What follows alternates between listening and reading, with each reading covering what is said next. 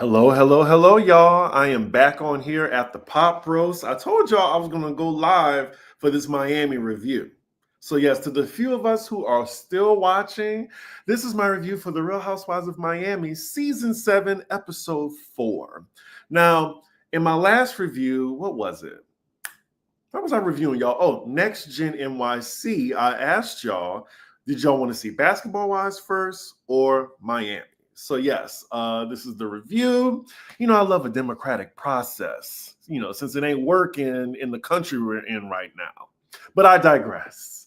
Now I know we are not starting this mother effing episode with Julia singing opera, her clown ass. Now, one thing Julia never gets tired of, it's being a joke. You hear me? And then she has the nerve to tell her altered version of what happened in the last episode to the instructor. Like, I really cannot wait until the reunion and Guerdy light her ass up. I actually can't wait till she comes on Watch What Happens Live and, gets a feeling from the fans that we're definitely not feeling her this season. And it should be her last because she ain't that interesting at all. So then after that, we get the taglines, and y'all, I'm not really a fan collectively. And also go back and listen. Like, the audio is really harsh. Like, it literally sounds like they just ripped it off of the tape recorder. I'm like, why is this sound so crunchy? I can't even talk. I'm tired. Why is the sound so crunchy? Like, they sound like they're inside the booth and it's on a tape recorder. I think out of all of the taglines, I gotta say maybe Guerdy. And even then, that was kind of mid. And after that, maybe Stephanie. Please let me know which tagline y'all like the best. So then moving on, we start off with a montage of, the women in Miami. And now we're with Guerdy at home putting up Halloween decorations in her house. Unfortunately, this is the only scene of Guerdy that we get in this episode. And I hope that's, not a normal thing going forward this season. So then, also, side note, I want to ask y'all, what do y'all think about Guerdy's confessional look? Because I'm not really a fan of this silver hair and this, I don't know what this was she was wearing. Like, I guess she was going for futuristic, but it just wasn't reading. It was giving too much costume, Hello, Rich the Fish. Hey, Chris, this show is cooked. They were struggling with the ratings, and now with the baptism of Guerdy, Miami will be Dubaiing pretty soon, unless they get a bomb-ass reunion. We'll see. And I'm going to address this at the end of the episode. So stay tuned. Stay tuned. Yeah, it was given voice notes, the taglines. So yeah, her and Guerdy and her husband are talking about, her confrontation with Julia, and he says the thought of that big tall woman standing over you is upsetting. And yeah, speaking of the big tall oblong hyena, we're with her and her mummy looking ass wife, Martina. She says she feels embarrassed by her actions. And wait for it, allowing Guerdy to get the best of her. Where's the accountability? Where's the self-awareness? Roll the tape back. Guerdy asked her, oh, well, would you like to address this away from the ladies or in front of the ladies? Like, that's all she said. And Julia just went off on her. You were producing. I need to get her accent right. So that's the what came in my head right now. You are producing. That's all I got. I got to work on that. So yeah, we see her, Julia, in a flashback with her new besties, Alexia and Marisol, explaining herself. She says she sent Guerdy an apology via text, of course, throwing water. Now, I bet Cuban freaking Frag didn't even reach out to Guerdy, nor did Larsa. Like, I'm just looking at everybody at the table during that scene, and I just thought, wow, like nobody had Guerdy's side. Like the cast has really changed this season, and we're only 4 episodes in. Only 4 episodes in, and I don't know. It's just something that's not right. Like I'm already missing Dr. Nicole, but there's just something else that's just missing on the show. Again, we'll talk about that later after the review. It should be coming up because it's going to be a short review. So where was I? Sorry, y'all, live show. So then we cut back to Guerdy, who is now sobbing to Russell that Julia embarrassed her and degraded her in front of the other ladies, which I totally agree. Like, they were actually friends last season. Like, Julia was sticking up for Guerdy. And now to have your friend, like your ex-friend, throw water on you and going off, and then, like, starting this whole drama over something that happened a year ago, I'd be upset too. So again, I am side-eyeing everybody at the table, even Kiki. I still love you, Kiki, but I'm side-eyeing you a little bit. Now, thank you, Rich the Fish. I remember how Wendy was first splashed and then beat up by Mia and Giselle. I wouldn't say beat up, not beat up, but I get what you're saying. Ashley and Robin took up for Mia instead. As long as Guerdy is thirsty like Mia and make up with Julia, she'll be okay. We'll see. Ooh. Y'all are so getting ahead of me right now. But yes, look, it's only a few of us that's watching the show. So yeah, back with Julia and her mummy. She says that she will still invite Guerdy to the baby shower that Adriana is throwing for her. The irony is that she's worried about Guerdy being able to control herself when Julia couldn't control her own damn self. Now, at this point of the episode, I'm just like, get this woman off my damn screen. Please. Please. So then, next scene, we are finally introduced to the new housewife, Stephanie, through Larsa, of all people. Ugh, I hate that. I hate it so much. They met through Caroline Stansberry. Weird. We cut to Stephanie saying that she didn't even want to meet Larsa. Like, look, when I went by Larsa on Bravo during BravoCon, I did not even want to, like, she just has this whole like fake phony energy that really just emits off of her. So I had no want to even like take a picture with Larsa, even say hello to her. I just walk on by. Walk on by. But yeah, she said that she didn't want to meet Larsa at first, but they did hit it off when they met each other.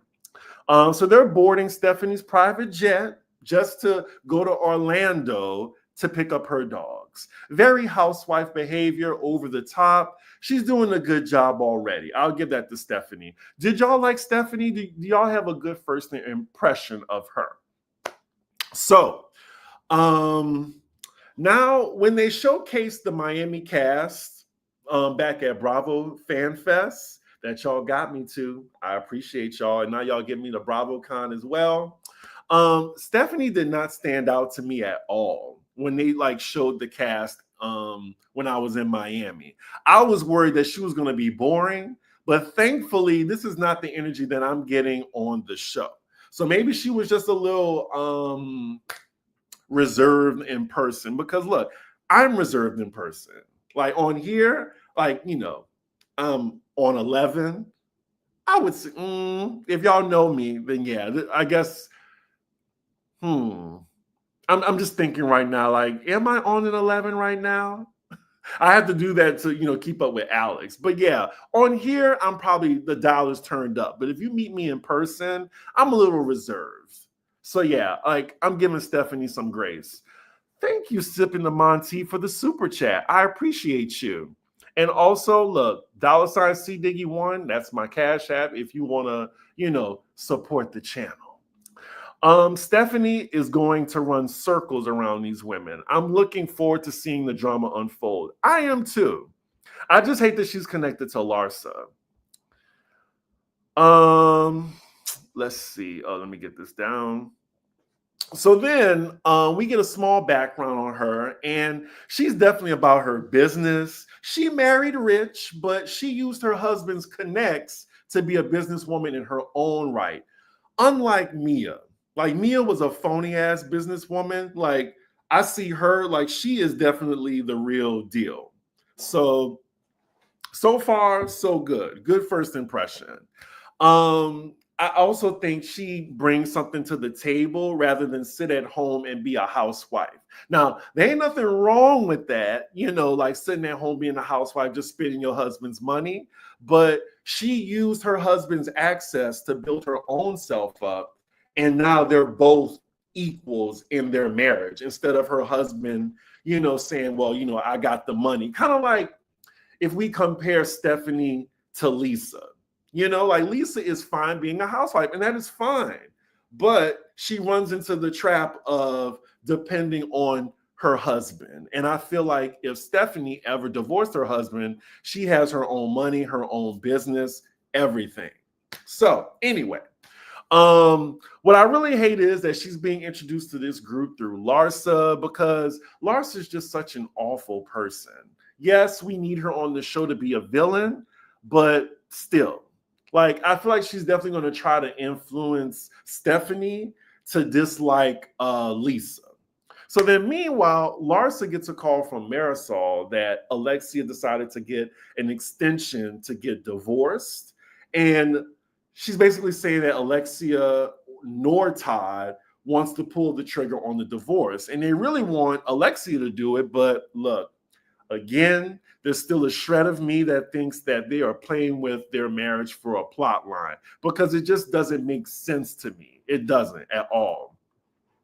Wow, there's a lot of people in here to say y'all. A lot of people don't watch Miami. I'm glad y'all are here. Drop me a like. We have about 75 people in the room. Appreciate y'all. So the next scene, we're with Lisa being visited by Marisol, and she's just catching her up on what happened at her wedding party because it was chaos. Alexia joins them, and first they tell Lisa about what Larsa, was saying about her as she was recapping what happened in Milan from Larsa's perspective. And they're telling her that she said that Jody was just out of control. Lisa says it's a lie, and that Larsa is just a master manipulator. Now, speaking of, we're now with Larsa on the phone with the sissy from Milan, and they're just recapping how Jody acted out at this party. Somebody's lying. And I think Larsa knows having the guy on the phone with her proves someone else saw Jody go off. But the more this sissy is speaking, like it sounds like he was coached by Larsa what to say, because he's saying what she said verbatim. Like something in the buttermilk ain't clean. They're really trying to make Lisa Mann look like some out of control drug addict that went off on poor, helpless Larsa. So I don't know. Like Larsa definitely knows how to stand up for herself. And I don't think she would have allowed Jody to yell at her like that. So I don't know. Somebody's lying. I'm leaning toward believing Lisa over Larsa. Yes, Amanda. The phone call was definitely given produced. So yeah, then they go back to that photo again, and I'm sorry, his eyes look normal to me. It was just a bad photo. Like they're really putting 20 on 10 with this damn photo, okay?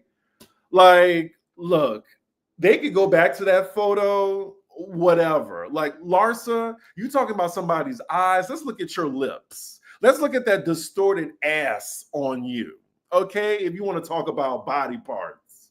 Like, is it just me or Larsa is just really taking out her frustration with Marcus dumping her ass? Like, and she's just putting it all on Jody and Lisa. And it's just it's pretty evil what she's doing right now. Like mean girl type evil. So now back with Lisa, she says she heard that she was being talked about, like already heard before Marisol and Alexia told her, like somebody informed me already that Larsa was talking about her. So Marisol, she immediately latches on to that and says, well, who told you about my party? Lisa doesn't want to say. And I mean, look, you can easily do a process of elimination to find out who told Lisa what was said. So then Lisa points out that Larsa was, gossiping about her literally as she was burying her father. So what does Lisa do? Pause for dramatic effect. She sent Larsa a photo of her dead dad in his casket. I clutch my pearls. Like Lisa yells, I sent her a pic of my dead dad. My dad was dead and dying. Quote, she said her dad was dead and dying. And she didn't give a fuck. Like, this is just totally Housewives ridiculous. Like, I get Lisa's frustration. I get her pain. I get her mourning. I get her being furious. But I will not take a picture of my deceased father and send it to somebody. I wouldn't even take a picture of a deceased person, period. That was wild. Wild. I was just like, I am done. I'm just like, y'all, how can Lisa and Larsa come back from this? Like, there's no way. There's no way. Too much is transpired. Like, to the point of me, that was crazy. So crazy. Anyway, next scene we're with Kiki with her daughter picking up her dad. We hear a bit more about their history because, Kiki always said that her dad kicked her out when she was a teenager, but she came to forgive him eventually. Took her 10 years, she said, and now they're in a slightly better place. Just looking at her dad, it looked like Papa was a Rolling Stone. Like, so then on camera, Kiki finds out that he got someone pregnant. He has a 3-year-old with one of his girlfriends. Now, I said one of his girlfriends, but he said he got a girlfriend, but he looked like he got more than one girlfriend.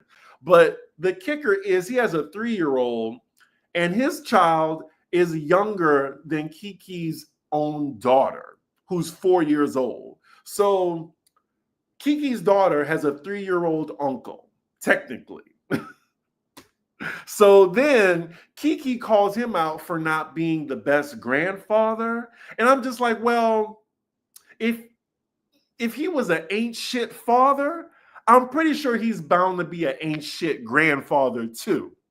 But we're reminded that Kiki has a 19-year-old. And I'm just curious, like, does anybody know Kiki's history? Like, did she say this already about, the background of like her relationship with her children's fathers or father? I'm not sure if they have the same dad, but, being that her kids are 15 years apart, I'm assuming that they have different dads. But are they in the picture? What's her relationship like with them? I would love to know that. Did she explain this already? Let me know in the comments if y'all know. Now, meanwhile, I wonder if Chris knows the raunchy tea on Stephanie. So mad we have the same name. So mad that we have the same name. Please spill the tea. If you have any tea on Stephanie, please let me know in the chat. Because I'm pretty sure if anybody knows the tea, it's Marisol greedy, like scamming ass or conniving ass, I should say.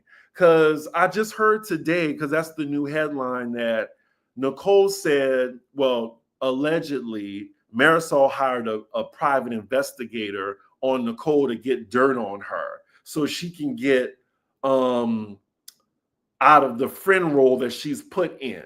And let's just talk about the friend versus main cast member role. I'm guessing the only thing that's different is the money. I'm not sure because I feel like the friends of are making more than Stephanie, I believe. Well, not figuratively, but they're getting a higher Bravo check than Stephanie. So I'm just thinking, what's the difference? I don't know.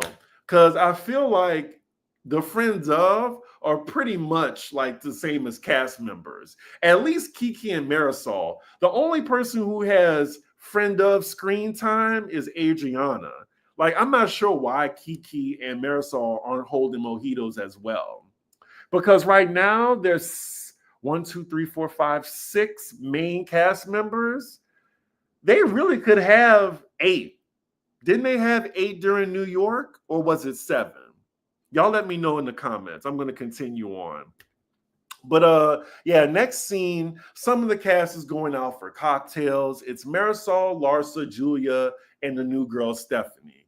She definitely has a presence, and of course, the Birkin is on full display. Side note, Julia would have never been invited to this in past seasons. And one issue I have on this show is the clickiness that's been forming this season. I don't like it at all. But yeah, in this scene, we learn more about Stephanie.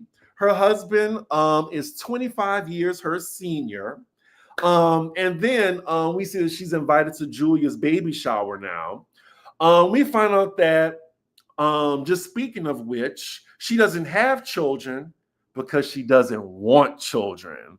And I must say, that appealed to me right away because I love a woman that just proudly says that she does not want kids. And because that is completely fine.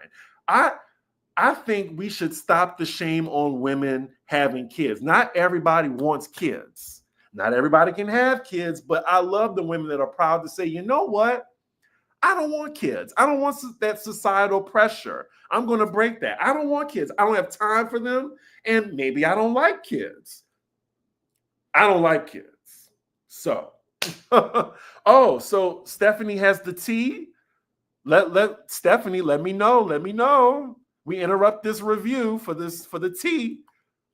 She was her current husband's wife's assistant. Ooh, breaking news. She was her current husband's wife's assistant. She started using his last name before they were divorced. Oh, are we going to find this out later in the season? Claims they've been together for 11 years, yet the divorce wasn't finalized until 2018. Ooh, I'm screenshotting this, Stephanie. Thank you for the tea. Then his IDs are apparently suing him for stealing their trust. Stephanie, where did you get this tea from? Continuing, the ex-wife's family put money into the company that the ex was the president of, and she is now the president. Ooh. A CC had a podcast with Anna, and there is a lot of skeletons in the closet for Stephanie. Ooh, ho, man. Well, thank you, Stephanie, for this tea. I definitely, look. Wow. Thank you, Stephanie, for that. The one thing I do relate to Stephanie about is people are so judgmental if you date an older man. My ex was 15 years my senior, and it truly had nothing to do with his money. Okay. Wow. You know what? I love the supporters. Thank you, Stephanie, for the breaking news. Maybe the 11 years was the affair before 2018. Exactly. Because if we're doing the math right now, all right. Well, we're only 4 episodes into the season, so maybe that'll come out. But yes, that was a little delicious. Thank you so much. Now back to my review. So, Continuing with Stephanie, we're getting to know about her. She is also a major capitalist. Making money is very important to her, it seems, and stealing people's husbands too, I guess. She says she ain't got time for kids, and look, I feel that. And of course, she has humble beginnings from growing up part-time on a farm. Oh, watch the podcast. Well, can someone send me the podcast to my Instagram? I read all my messages. So my Instagram is cdiggy1, CDIGGI1. Somebody send me the podcast, please. So anyway, of course, Alexia was supposed to join this situation right now. But she canceled on them because she needed a mental break. And according to Marisol, she's probably with Todd right now. And now they're talking about how she can't let them go. So at first they thought Alexia was late, but that's when Stephanie says, well, one major pet peeve, she lets the ladies know that lateness is her biggest pet peeve. Now, y'all pay attention to that for detail in the near future. So the next scene, it's the day of Julia's baby shower put on by Adriana. Everyone is invited, and unfortunately, Guerdy couldn't make it because she was out of town. Now, Alexia arrives and swears that she wasn't with Todd, and she really had a migraine. I still don't believe her. I don't. I'm sorry. And not her telling Adriana that she didn't help back with her and Todd when she was having problems. Well, if anything, Adriana was right about y'all fake asses. Excuse me. So then Stephanie arrives and she meets Alexia for the first time and tells her, when God takes out the garbage, you don't go back into the garbage, referring to Todd. I was like, wow. Like, now, even I will say, because y'all know how I feel about Alexia, that was totally overstepping a boundary to someone that you literally just met. I'm sorry, Stephanie, you came in too hot with that one. Like, but you can clearly see the look on Alexia's face that she was going to keep it cute and hold her mule for now. For now. So then Lisa arrives and greets everyone except Larsa. They're talking about the cocktail hour, and Lisa says, well, I wasn't invited. And then, see, this is another problem I have with the show right now. There's too many cast members excluding people from scenes purposely. And it's happened a lot now to the point where I'm noticing this, particularly Marisol and Alexia. I'm like, Marisol thinks she has this power over the group when she's just a friend of role. I don't know. I don't like it. But again, I'll talk about that a little bit later. So then the boring lesbians arrive and the baby shower starts. Adriana proposes a toast. And then we see a photo of the boys that Julia and Martina adopted. Now, I'm just going to acknowledge that I was a little surprised that the boys are black, little black boys. And I just found it interesting, especially what occurred in the last episode, that you are basically, throwing out microaggressions and, calling a black woman an angry psychopath or whatever and throwing water on her when you are raising two little black boys. That's all I'm saying. So I just thought that was very interesting, but congratulations to them. We see the boys are 1 and 3. Good luck to them and good luck to those little boys. They are going to need it with the parents that they have. And I will leave it at that. After Adriana finishes her toast, Alexia comes up to grab the mic from her. And it was such a funny, awkward Housewives moment. And I'm just like, Alexia, girl, you just started being cool with Julia last year. Like, this is Adriana's actual friend off the show. Like, didn't you refer to her as a Russian prostitute or something? Like, because Pepperidge Farm remembers. Like, she totally just tried to take away Adriana's moment congratulating her friend. Like, it's wild to me. So, next, They play that dirty diaper game, which I find disgusting. So we're just going to fast forward through that. The next game is Truth or Dare. And of course, it takes a sexual turn. They're talking about threesomes. And I don't want to hear about Julia's Attack on Titan looking ass in a threesome at all. I don't want to hear anything about it. We move on to Larsa, who jumps at the opportunity to throw shade Lisa's way with her question. So then after the game, Lisa's a little tipsy, and we see her tell Stephanie that she wants to be friends with her because she's rich, and then because she owns a private jet and a yacht. And that does not really land well with Stephanie. No pun intended. Landing well. I got jokes all day. Oh, I'm so glad somebody got the reference. Thank you very much. Google Attack on Titan, y'all. And that's, I think Julia looks like one of the Titans. So then Lisa goes to the bathroom for a bit. And then Larsa says she can't take the blame of making things hard for Lisa when she should really be mad at the person going back to tell her what was said at Marisol's wedding party. Because they aren't giving her the space to mourn. Now, I was like, time out. Time the fuck out. This bitch is diabolical. You were the one talking shit about her while she was burying her dad.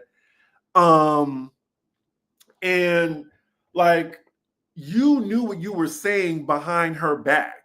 Like, of course, I don't know. That just really pissed me off. Like, she's trying to blame the person that was letting Lisa know that she was being talked about while she was burying her dad. So now Marisol says, well, I want to know who told her, as if that's the person that's being messy. No, fuck that. Like, I can't believe I'm saying this, but I agree with Alexia. Like, Alexia tells Larsa, well, that's irrelevant. Like, you and her have been fighting before, and you were the one that talked about her while she was mourning her dad. So I will give Alexia her props when it's called for. So then Lisa gets back to the table mid-conversation, and then the ladies try to just move on from it. They change the topic immediately. But look, until Julia asked the whole table, well, who do we think told Lisa what happened at Marisol's wedding? Now, why would you bring that up, Julia? Why? Why are you trying to start conflict right now at your own baby shower? And y'all know why, because it was obviously Guerdy if you do the process of elimination. Like, of course, it wasn't Kiki that went to tell Lisa. Like, they just started being friends again. Larsa didn't, of course. It wasn't Julia. And we know it wasn't Alexia or Marisol. So, yeah, that leaves Guerdy because she was there. But you know why Julia wanted to highlight that, because she wants the group to be mad at Guerdy. So then Kiki just says Guerdy was the one that told her that she told Lisa. And now, Kiki, I'm thinking you could have kept your mouth shut on that. You really could have. So now you're throwing your friend, now I'm side-eyeing you again, Kiki. You're throwing your friend Guerdy under the bus now, especially when Guerdy isn't there. Now, you could have waited until Guerdy was there and say, well, they're trying to find out who told Lisa. But no, you wait till, you rather do it while Guerdy isn't there. So, Kiki, I'm getting real disappointed how you handling this, because I already was bragging when Beverly Hills was on the air that Miami has two Black women on the cast who are solid, and now I don't see the solidarity anymore.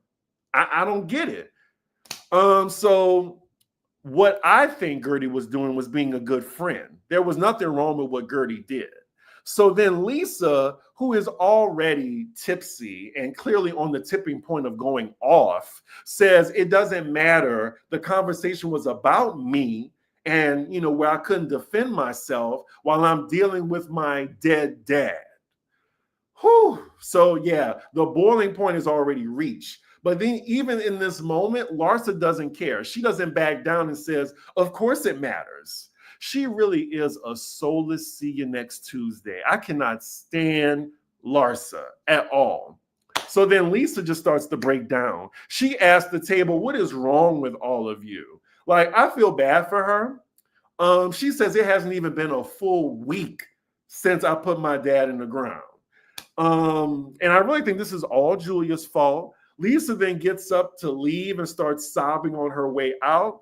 The credits are rolling, and Stephanie is just wondering what the hell she signed up for. Meanwhile, Lisa drives away in her Uber, and that is where the episode ends. Y'all, that was a really good episode. I would give it a 9. They are 4 for 4 now in good episodes. Miami is good. It's a good show, even though the cast is a little shaky with me, like as far as likability. I'm still enjoying the show. But the ratings aren't reflecting that. Now, before I get to that, I just want to say my first impression of Stephanie is pretty good. She's teetering the line of being snobby. Like someone on Twitter, they kind of compared her to remember racist Diana from Beverly Hills? Like she's given that type of snootiness and kind of teetering the line of likability. I don't know if I like her yet, but we'll see. But so far, she's checking every good housewife box. Now, on to the ratings. The ratings are abysmal, y'all. Like it is now lower than Next Gen NYC. And I'm starting to see a little uptick in that particular show. So I can't wait to see the ratings next week for Next Gen to see if it's on a rise, because more people are now watching and realizing that it's just as good of a show as Miami. But yes, for Miami to be on Bravo for like maybe 4 seasons now and to be an established brand, to be lower than a brand new show, that is not a good sign at all. So I'm just wondering, what is the reason? What is the reason? So yeah, I'm starting to think that the cast may be the reason. Like they might need to switch out a little bit. And I'm not liking how it's kind of becoming the Marisol and Alexia show, because already you have Larsa on that side, you have Julia, and then you have Stephanie that's now a friend of, well, she's coming in as Larsa's friend. So now on the other side, you have Guerdy, but then Kiki, she's kind of just trying to like gravitate toward the popular girls. So now you have Guerdy, it seems like on an island by herself, and Lisa's just kind of in the middle. And then Adriana's kind of like the friend of. So the cast dynamic is getting a little shaky as far as likability. So I don't know. Like, I don't really like, I feel like the show is overestimating the likability of Alexia and Marisol, because it seems like they're trying to be put as the anchors of the show. And then they're also kind of purposely excluding cast members that aren't in their little clique. So we'll see. We'll see. But the drama, the show as a whole, has been pretty good. But y'all, please let me know what y'all think, like why the ratings are dipping. And are y'all enjoying the show? Like, even though this drama is happening to Guerdy, I am still tuned in and, watching what happens next. And then we see in the next episode, it's going to be just as explosive, I think, with Stephanie going at Lisa, which I really hate, because I feel like she already has this preconceived notion of Lisa thanks to Larsa. Wow, I didn't think this review would be that long, but yeah, let me just highlight one more comment. Hello, Riri, my mod. I wonder if Miami just has an audience that is mostly on Peacock. It's how they were introduced and were celebrated for rejuvenating Peacock. I just wonder how much Andy cares. Andy said the network takes in the streaming and end-of-week numbers for NBC Universal. Yeah, because I really do think they're still doing well on Peacock, so there's hope. But yeah, just a little disappointing, that's all. So tomorrow, y'all, is Sunday. I might do my Basketball Wives review tomorrow, or I might just wait to just do 2 episodes back to back. Even though I don't really care to do 2-episode reviews, it just feels like a little bit too long. We'll see. We'll see how I feel Sunday because I got to work later today. Anywho, y'all, this was fun. We have over 100 people in the chat, which is just great. I love to see. So with that, make sure you like, comment, and subscribe. And I will see y'all for the next episode.